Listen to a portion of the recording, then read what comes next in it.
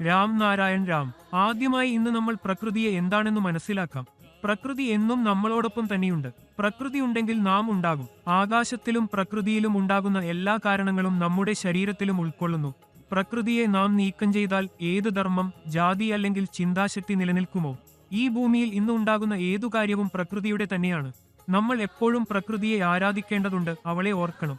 ആകാശത്തിന് നന്ദി പറയണം, കാരണം അവൻ നമുക്ക് ഈ ജീവിതവും എല്ലാ ഭൗതിക സുഖസൗകര്യങ്ങളും നൽകിയിരിക്കുന്നു.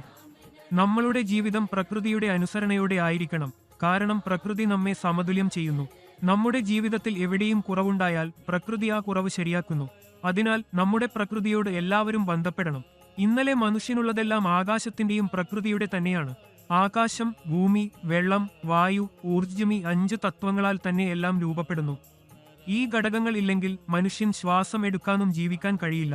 ആകാശം പ്രകൃതിയെ സൃഷ്ടിച്ചു, സൃഷ്ടിയെ സൃഷ്ടിച്ചു. ആ സൃഷ്ടിയിൽ നിന്നു നമ്മൾ ഉണ്ടാക്കപ്പെട്ടവരാണ്. ഇവ എല്ലാം പരസ്പരം ബന്ധിപ്പിച്ചിരിക്കുന്നു. ഇവയിൽ നിന്നാണ് നമുക്ക് ഊർജ്ജം ലഭിക്കുന്നത്, നമ്മുടെ ചൈതന്യം ഉണരുന്നു, നമ്മുടെ വിവേകം രൂപപ്പെടുന്നു.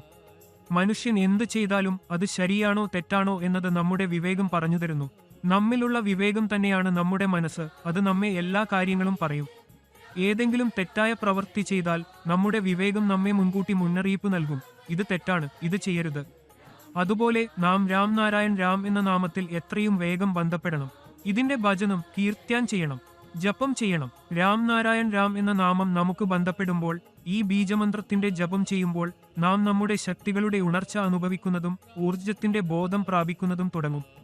നമ്മുടെ ജീവിതം പ്രകാശമാകും. ഇപ്പോഴേയോ നാം ഉണ്ടാക്കിയിരുന്ന ആ ഓസ്ക്യൂറിറ്റിയ ലെറ്റ് ബി എൽ പോവുക. രാം നാരായൺ രാം ഒരു എങ്ങനെ എന്നറിയപ്പെടുന്ന ഒരു പേര് മാത്രമാണ്. അത് വ്യക്തികളുടെ സുഖപ്പെടുത്തിയാണ്.